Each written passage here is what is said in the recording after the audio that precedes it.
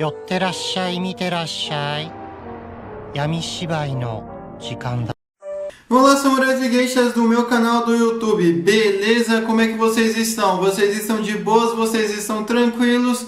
Então tá tudo bem. Primeiramente, recado rápido, recado básico. Segue lá no Insta, eu faço votação ou eu aviso qual vai ser o próximo vídeo. Segundo recado, curte a página do canal no Face, eu faço postagens diárias, curiosidades rápidas, coisas que não dá pra ficar postando aqui no canal do YouTube toda hora. E por último, mas não menos importante, eu vou deixar tanto no card quanto na descrição as últimas 5 teorias, beleza? E quem puder dar aquele apoio logo no início, eu agradeço. E bem como vocês estão vendo aí, a teoria de hoje é: e se o reino da Romênia nunca tivesse caído? E essa teoria não é uma teoria minha, e sim a teoria de um inscrito. E bem, para quem não conhece o quadro de teorias, eu pego fatos que poderiam ter dado certo, aí eu moldo de uma maneira plausível para que nossa teoria ocorra. Nada é assim, aconteceu porque eu quis, entende? E eu também sempre pego os 3 fatos mais importantes mundialmente falando: Primeira Guerra Mundial, Segunda Guerra Mundial, Guerra Fria e por último as conclusões, beleza? Mas enfim, sem enrolação, que eu já enrolei demais, vamos direto ao vídeo. E bem, para quem não sabe, o Reino da Romênia, ele caiu no dia 30 de dezembro de 1947, não por causa de um golpe de Estado, bem, teoricamente foi, mas vamos lá, em 1944 a Romênia deixa de estar do lado do eixo e passa a estar do lado dos aliados, mas esse momento já é tarde, pois quando eles entregam Ion Antonescu, eles basicamente, a União Soviética já estava ali no território romeno, né? E isso fez com que a União Soviética também controlasse de certa forma a política da Romênia. E em 1947, né, depois de um monte de disputa política, né, movimentos comunistas fomentados aí pela União Soviética, o rei decidiu abdicar porque ele não queria arriscar uma guerra civil, ele não tinha soldados e também ele sabia que tinham 1000 estudantes romenos de refém e se ele não quisesse deixar o trono, esses 1000 estudantes iam ser empacotados. Então ele queria evitar um banho de sangue e por isso ele acabou abdicando. Aí teve a República Popular da Romênia, depois, né, a Romênia do Ceausescu, enfim, o modo aí que vocês conhecem até a Romênia de hoje. Mas como é que seria se a Romênia ainda fosse uma monarquia? E é isso que nós vamos ver agora, beleza? Então, bora lá. Primeiro aqui nós vamos ter que alterar algumas coisas. Em 1944, em vez da Romênia entregar Ion Antonescu para a União Soviética, eles vão entregar para quem? Exatamente, para a Inglaterra. Mas o porquê que eles vão fazer isso? Eles podem fazer isso justamente, né, para evitar que a União Soviética acabe controlando a narrativa de que eles pegaram Ion Antonescu. Então, mas antes de anunciar que Ion Antonescu foi pego, né, para não acelerar a sovietização na Romênia, eles basicamente acabam entrando em contato aí com diversas embaixadas britânicas ao redor do mundo, mas a única que responde é a da Turquia, que naquele momento era que estava mais próxima ali, né? Então, e sem contar que os navios britânicos não iam chegar a tempo. Já a Turquia, como já estava inclinada a entrar para o lado dos aliados, mas até então era um país neutro, ele poderia fazer essa intermediação entre os britânicos e os romenos, né? Levando alguns observadores militares, alguns diplomatas britânicos ali para a Romênia, e isso não ia precisar de uma invasão militar direta. Então, a partir desse momento, né, a Romênia entrega Antonescu para autoridades britânicas, né, a União Soviética protesta, mas os ingleses falam que ele vai ser julgado em tribunal internacional para não se preocupar, que não vai ser algo tendencioso. Mas isso dificulta a entrada soviética na Romênia, uma vez que eles não iam ter mais desculpa de pegar fascista, e também pelo fato, né, de que a Alemanha ainda estava guerreando contra eles, então eles tinham outras prioridades. Já a Turquia, apesar de ter feito essa mediação, de certa forma acabou ganhando um pouquinho mais de moral aí com o Ocidente, né? Então os britânicos começaram a ver, os britânicos e os romenos começaram a ver aí os soviéticos, os turcos, como um pessoal mais confiável do que os próprios soviéticos.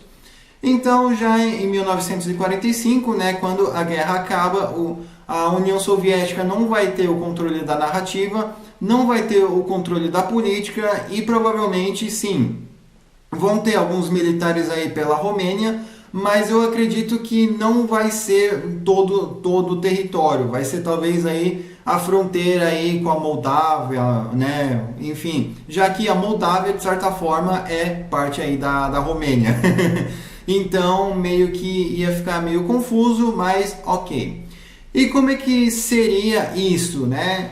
Inicialmente, de 1945 a 47, a União Soviética não iria dar tanta importância no sentido, como eu posso dizer, eles iriam prestar bastante atenção, mas a prioridade até então não era questões militares. Eles poderiam sustentar sabotadores, espiões, alguns militantes, ajudar aí na questão aí com partidos políticos, né, para acabar desestabilizando.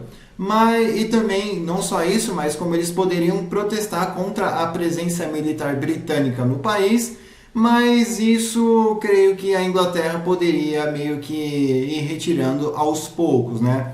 Fazer um acordo e tal, mas até então eles iriam manter tropas lá sim. Em 1948, a Iugoslávia acaba rompendo aí com a União Soviética. Então, a partir desse momento aí, os soviéticos eles começam a se sentir um pouco mais ameaçados, né, já que eles perderam a Iugoslávia e basicamente um estado que poderia acabar cercando a Romênia e fazer uma invasão em diversas frentes. Mas nesse caso aí, como a Iugoslávia acabou rompendo, a União Soviética não pensaria nisso.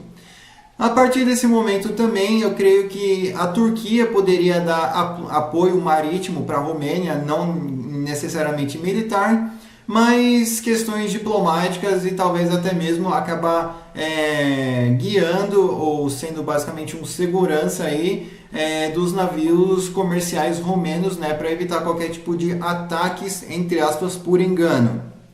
Então, eu acredito que sim. Né, a Romênia iria ser algo bem tenso e já a partir dos anos 50 as coisas começariam a escalar mais, porque o Pacto de Varsóvia aí sim poderia acabar meio que fazendo exercícios militares, colocando soldados na fronteira, fazendo algumas incursões aí só para testar a reação de defesa, testar como que o tempo de resposta e forçar até mesmo que os romanos ataquem primeiro. Mas isso ia também chamar a atenção da Iugoslávia, pois eles saberiam que se a Romênia fosse invadida, eles poderiam ser o próximo. Então a Iugoslávia também poderia fazer a mesma coisa com a Hungria e com a Bulgária, né, uma vez que o Tito não curtia a União Soviética e ele queria fazer da Romênia um estado tampão. Os Estados Unidos e a Inglaterra poderiam prestar apoio para a Romênia, mas apenas apoio diplomático, né? Pois se eles colocassem militares ali na Romênia, o negócio ia ficar feio. Então, até o próprio Miguel I, que morreu em 2017, ou seja, quase que foi 9 anos atrás, então o maluco durou bastante. Então, sim, ele basicamente ia estar no poder até a Guerra Fria. Provavelmente ele ia passar da Guerra Fria ainda no poder, mas vamos com calma. As questões aí de fronteira poderiam ser bem tensas. A Romênia poderia declarar neutralidade? Poderia, mas isso não significa que eles basicamente não estariam espertos, tá? Eles poderiam ter algum tipo de aliança com a Iugoslávia, poderiam ter boas relações aí com os países aí da fronteira, a Hungria e Bulgária. A Hungria também seria uma outra pedra no sapato da Iugoslávia, da Romênia, uma vez que eles poderiam começar a ficar reivindicando a Transilvânia, né? E por mais que eles tivessem passado formalmente através de tratados, o Tratado de Trianon, passado a Transilvânia ali para a Romênia, eles reivindicam isso até os dias de hoje. Então, por que não reivindicar naquilo? A União Soviética também iria fazer pôsteres ali, pregando um separatismo, um nacionalismo húngaro na Transilvânia. E isso faria, né, com que a Romênia aí meio que tivesse que parar alguns protestos, tivesse que talvez até mesmo ter alguns incidentes. Então ia dar muita confusão interna, e sem contar que os Estados Unidos, Inglaterra, Turquia, União Soviética, Grécia e Iugoslávia ia transformar a Romênia em um campo de espionagem, uma vez que todo mundo iria querer saber o que se passa por lá. A Turquia iria basicamente mandar espiões para lá justamente pelo fato, né, de que eles queriam estabilidade no Mar Negro, eles não queriam problemas para ele. A Iugoslávia iria querer mandar espiões por lá pelo mesmo motivo aí da União dos Estados Unidos e da Inglaterra, né, para saber o que os soviéticos estão fazendo. Já os soviéticos, eles iriam mandar espiões para espionar o que os outros estavam fazendo. Eu sei, é meio que um paradoxo, e além disso espiar o próprio governo aí da Romênia. E eu acredito que eventualmente aí eles poderiam acabar sim, né, montando uma monarquia constitucional, montando alguma coisa do gênero. Já no final da Guerra Fria, né, com a independência da Moldávia, eles poderiam incorporar a Moldávia também. Poderia dar um certo problema com a Rússia, com a Ucrânia, que naquele tempo era pró-Rússia. Poderia, mas a questão é que eles também poderiam dar a independência para a Transnistria e fazer da Moldávia aí parte da Romênia, né, já que muitos moldávios aí são a favor da reunificação. Então, a Romênia poderia até mesmo acabar virando uma monarquia federativa. Imagina o Império Romeno, o Império da Romênia.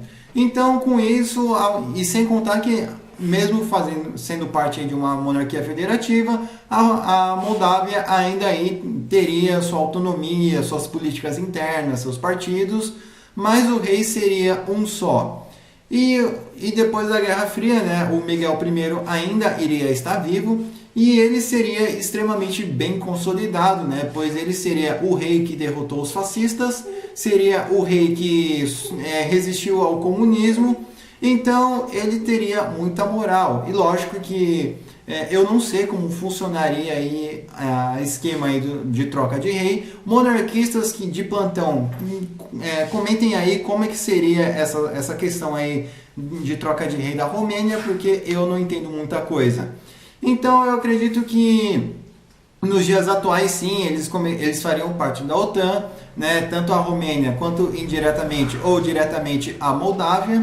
Então meio que eles seriam para o Ocidente, a Romênia talvez seria o país um pouquinho mais rico, justamente por não ter tido instabilidade durante a Guerra Fria, golpe ali, né? Querendo ou não, e revoluções e contra-revoluções.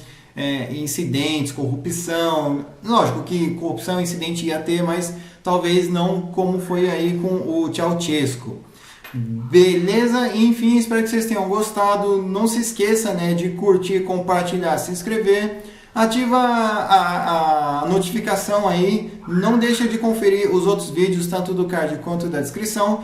Me siga no Insta, nas minhas outras redes sociais. Vou estar deixando aqui na descrição também. Beleza? E quem puder dar aquele apoio, eu agradeço. Enfim, falou e fui!